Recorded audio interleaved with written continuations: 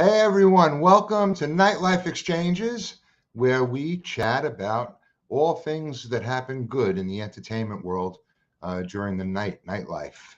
It's a very important thing, and we're going to have a great guest coming on. But before we can go any further, I need to bring on my co-host because I can't do it without him. So come on, Tony. Tony Javed is here with us, and there he is. Hey, Scott. Hey, Tony. Hey. How's it going? I'm good. No complaints. Good. You might notice I'm in a different location. I'm moving around the city the next couple of weeks and landing wherever I can. I'm playing the role of a 25-year-old just straight into New York. Oh, I thought you were maybe playing the role of a convict on the run. Listen, either way, it's almost the same thing. So before we bring on our guest, I did want to do, we never do this commercial thing, and we're not getting paid for this, but the person that wrote this book is so interesting and was so impactful for so many people that we're doing this one for him. So I'm going to put this up here real quick. This is came to me through Amazon. It's Leading Lady with Charles Bush writing his memoirs. And I've started it, and you know what? He was a groundbreaker. Oh yeah. He settled. He built foundations that was still everything rests on right now. So if you can get it, we have a little note we could put at the bottom there, huh? For Charles Bush. Yeah, just a reminder. Leading Lady. Charles Bush. Get it. Your favorite books. And now if you want, because bookstore, you have to sometimes travel to find one of those. It's also available on Amazon. That's how I got my copy. Or if you don't know where to get real books anymore, you can Google them. You can put in there Google books near me. It's kind of an online bookstore is Amazon. That's how it started. It's a bookstore. I know. Most of them are online. I enjoy an old school bookstore though when you walk in. Oh, it was just that one. Books Are Magic in Brooklyn. Great little bookstore. There you go. Another plug. Look at us. I'm sure they have that. I'm sure they have this book on the shelves there. So listen, so it's time for us to get into NiteLife Exchanges, where we're going to chat with our guest coming up here. And she's a dear friend of mine. I've known her for quite some time. And we go back into the old days of piano bars and cabarets. Before we bring her on, I would like to we have a little video clip of her performing. And so just don't go anywhere. Here's Eadie Scott. Here's Eadie Scott. See the pretty people, feel the pretty weather. We don't have to say much, we're so much of a kind. Isn't it a marvel how we read each other's minds? Here we are again. What'll we do later? See the pretty people. Shall we call the waiter? Pretty people, 2 by 2. That's as it ought to be. And here we are, as usual. I and me.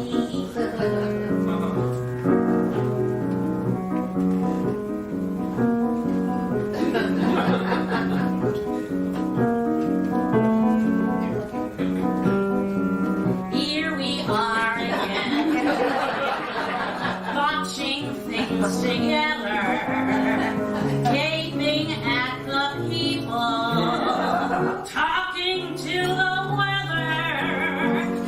We don't have to say much to make the job complete. Isn't it a marvel how we do it with our feet? Here we are again. Time to call the waiter. Maybe we should ask him what he's doing later. Pretty people, 2 by 2, do as they've always done.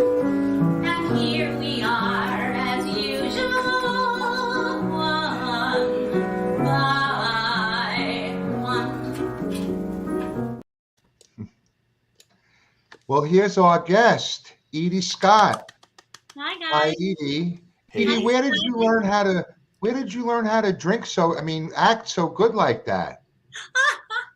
Well, I did waste 4 years of my life getting a BFA degree in musical theater. Good So it work could be there. that. But I honestly Good think I work. learned more once I got out of school, actually doing shows. Um, Yep, and yeah, my being a first part of the cabaret and piano bar world. that's You right. were there. And my first job after college, my first summer stock job in Yes. 1986 was at Surflight in Beach Haven, where we did 12 musicals in 12 weeks with a different director for every show. They paid us $66 plus room and board a Nice. week. In those days, And I that had was, a ton of my you life, know, and I learned more than I did in 4 years of getting a degree. we have 6 degrees of separation here for Surflight today because Tony's other half just got back from doing 2 amazing productions. He's in the middle of the second one right now. Yeah, so people he's can still down actually there. get there. Was So there's he? another one. Hey Tony, we're promoting like crazy today. I know we're promoting like crazy, but wait, Edie's what was he doing down there? Yeah, what was he doing? Because I Oh. was just down there to see Allison. Ricky and I went to see Allison. Oh, yeah! Wow, see that? It's the kumbaya. He was in Grumpy Old Men, Oh, okay. and then he's doing Dracula Comedy of Terrors, which is also playing off Broadway. It's amazing they got the. And that's David Yeah, right, Edwards, everybody. Yes, David Edwards, my husband. Yes. I did a reading with David 100 years ago of a show that Corinne Aquilina wrote. I yes. It's The wonderful Korean. It's so great to hear that name. This is why we love doing these shows. It's always small world, guys. It's always a family affair. Such a small world. So hey Eadie, so you first because a lot of our audience are interested and they know the piano bar and the cabaret world, and you first started working at the Duplex back in like 1992. So how'd you get that job? Well, I had taken a musical theater workshop at the Manhattan School of Music in 91, like around then. It was right before I met Colette. And it was the first year they were offering it. And it was Daisy Prince was in the class with me, and Tim Connell, and lots of really talented people. And it was 3 years of 3 weeks rather. It was like going back to school Monday through Friday from 9 to 5.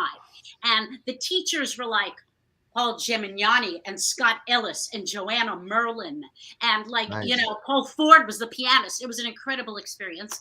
And at the end of the class, there was an agent involved with it, Marilyn Scott Murphy from Professional Artists. Yep. And she said to me, I was young in my 20s. She said, you have to start going to the clubs and getting people to know your name. So I went to the Duplex a couple of times, and then I saw on backstage that they were auditioning people. And so I went to audition for Burger, and they hired me to work at the Duplex. And then I met Colette, and that sort of started all of my cabaret stuff. Brilliant. On And 91. I was there at that time. I'd already been locked in there for a while. So many of us that started there, but Colette, of course, was an incredible human being. Did so much work, gave so much at the Duplex, and then there was the show that the club that was brilliant. I saw it in that day, and that was back in '95. And so you were cast in that. Yes. And so the club, for people who don't know, in the 70s, 75, 74, something like that. I think 74. It was the first thing Tommy Tune ever directed. It's Circle in the Square. It was still downtown Circle in the Square. Yeah. And it took music from the early 1900s, just the turn of the century. And it was about it was a feminist piece. It was about a gentleman's club, exclusive, no women allowed, but the whole cast was played by women. And it wasn't campy drag. It was believable. We were in like tuxedos. And Colette had done the first national tour. And then when I met her almost 18 years later, she did a 20th anniversary, like an 8-show performance through Equity, like a showcase. And we did it at Rose's Turn with Terry White, who was in the original production, directing. It was very ambitious. So Colette cast me in that. It was very ambitious. And I have to tell you, all my hair off. Colette said, no wigs. We really have to believably look like men. right. And it was the lightest singing I've ever done in my life because I played the Irish tenor. And so Terry White kept saying to me, more soprano-y, lighter. You can't sound like a man at all. The rest of us get to sound like men. You can't. I think it was the most light soprano singing I've ever done. It's magnificent. incredible. And that show should be brought back, actually. It's still Sounds like pertinent. it's ripe for a It is such a feminist revival. piece. And somebody told me they thought it would make a great film if it was shot like in black and white or sepia tone in like the Jockey Club, one of the old clubs that New York still has. And there's, that's somebody out there. If you hear that, get that in the right ears. And I saw the production, and it was Colette was amazing in that production. So I would have just let people know that Colette was a life partner for you, together for how many years were you together? 27. 27 I know I years. look too young for that. Yes, you do. The I said math that does before not we work. started. She got me when I was 28, so I'm 60 You look now. fantastic. You look fantastic. And so working at the duplex, working with Colette, you went on and Colette passed, and then the projects, the work still needed to be done. And so you are now the director of Manhattan Cabaret Arts. Is that right? Yes, and I just Everybody knows. I love it. And you're helping a lot of other people get their shows together, and you put together a wonderful production called Jerry's Women, which NiteLife Exchange, we did 6 questions with you, all Jerry Herman music. That was a great show. And you've done so many other things. You also have done Dorothy Parker shows in the past, and I'm going to wait until after. I'm going to ask you what your favorite Dorothy Parker quote would be. But I want to talk about your show coming up, because you're coming back on the stage. This is Eadie Scott. The sun's changing here, by the way. The sun is changing here, and I'm in a bunker. So just excuse my look. It's very dramatic. I thought we were getting to the serious part of the show. Yeah, we do as serious as we can. And the serious part is that Edie's bringing her own self, her own talent, her own singing, her own performance, and all of that back onto a stage for 3 dates. The show is called Listen to the Music. There you go, down there below. You're going to get your tickets through don'ttellmama.com. So, Eadie, I know I've read in the press release that this show is the music that made changes in your life.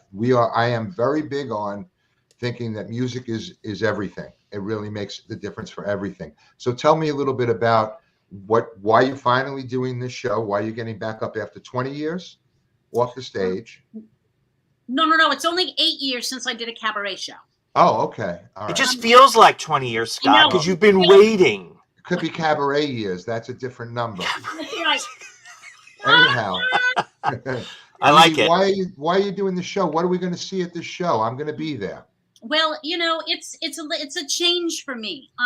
The shows that I've done in the past, well, I've been more associated with doing a lot of comedy and shticky kind of stuff. I also had a period of time when I did a lot of musical topical sketch because of my musical theater background. I was in the Rick Chrome shows. Yes. The original Our Life at Times, and then Newsical when it moved. Also brilliant. The Judith Anderson, and then Hector Chorus, who wrote another topical review with Alan Cancelino that I did like in 2008 called What's the Point?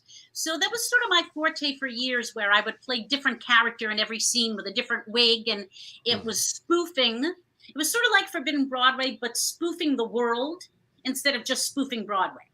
And I loved doing that stuff. It reminded me of what I thought I was going to be when I was a kid, when I would watch like the Sonny and Cher show and those musical variety shows that were on TV. That's what I thought, Tracy Ullman. Right. But that has sort of died a little bit, So anyway, this show, Listen to the Music, now that I'm a little older, I wanted to move in a different direction. So most of the music, I'm only doing 2 show tunes in this whole show, which is really a departure for me. I usually sing all Broadway show stuff or 40s belt numbers and shticky stuff that Colette liked me to do. I love the way she, when she would direct you, your choreography, you like took it to the right levels with her. She could make you do a lot of things. So yeah, absolutely. Yeah, You she know, was great. Martha Ray comes to, performances in the style of Martha Ray and stuff like Yes. that, you know? So, with her gone, and I've done it, I've sort of wanted to go in a sort of different direction with this show. So it's a little more introspective. In some ways, it's more self-revelatory than other cabaret shows I've done.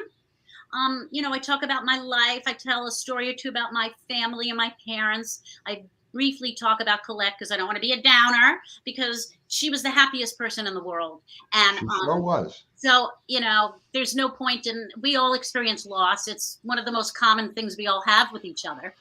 Right. So, why belabor that?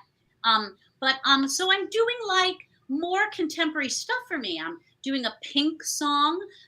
We're doing a Willie Nelson song, but arrangements that's not country. I'm doing an Annie Lennox song, a John Prine song, Shana Taub. So it's a lot of different, 2 Billy Joel songs, a Paul Simon song. It's very different for me. I love that. That's what you're supposed to. I mean, that's what you do. Yep, and that's why I asked Lena Katrakis to be my director, because there's no one better with that material than Lena. Plus, she was an old friend of Colette's, and I knew that she could bring me back. She's been around long enough. She's seen it, pretty much all of it, and she's absolutely a perfect choice to direct a show like this. So and who's playing for you, Eadie? John Weber, who I never worked with before, and it's like a dream come true. Another classic. I've mostly worked with Ricky Ritzel my whole life, and he is the greatest. Yes. But this material was a little different, and I just wanted to go in a different direction. But Ricky and I have an idea for something next year. So. Of course, he's always coming up with ideas. That, by the way, the video selection was you appearing in one of Ricky Ritzel's Broadway shows that he does at Mama's, which are very theatrical, which are all about. He picks 3 shows from musicals, and then puts together a 1-hour cabaret show with the highlights and actually speaks it. Yeah. And very Orson Welles tones of. Yes, in an hour, he covers so much material in 3 different shows. He usually does a show that was a hit, a show that's obscure, and a show that was a bomb. Yeah. And then he asks entertainers to sing numbers, and he talks about the show. And they're great. Those are wonderful. Yes. Absolutely. So just, Dorothy Parker quote. Oh, so, my favorite Dorothy Parker quote I don't really associate with, but it's short, and I think it's the most brilliant thing in the world. You may lead a whore to culture, but you can't make her think. And so it's still be today. Right. But and that whore could be any sex, anyone, all whores. Alert all whores out there. Open your minds and get a little culture. Right. So men never make passes at girls who wear glasses. That's also still true, but I'm going to keep mine on so that I can get to the end of this interview with you. It's been so delightful to have you here. Really, what a pleasure. And I hope like I said, I'll see you at one of the shows. I'm trying to make the opening, which let me give these dates to everybody. That this is going to be a show. It's called Listen to the Music at Don't Tell Mama. Okay. And we're talking about October 20th at 7 p.m., November 10th at 7 p.m., and December 3rd at 6 p.m. So I will see you on opening night because I want to see all of this music and how it moved you and got you to be who you are, which I love. You're a remarkable lady. The amount of work that you do with people through the organization that you're directing is much appreciated. You fill in the rooms, hon. So we'll see you there. Thank you so much for this opportunity. It's so great to see you. We love it. Thank you. It's been wonderful. It's been really nice to spend some quality time with you, Eadie. So we'll see you at the show. Okay. Thank you so much. Break a leg. Bye now. Thank you.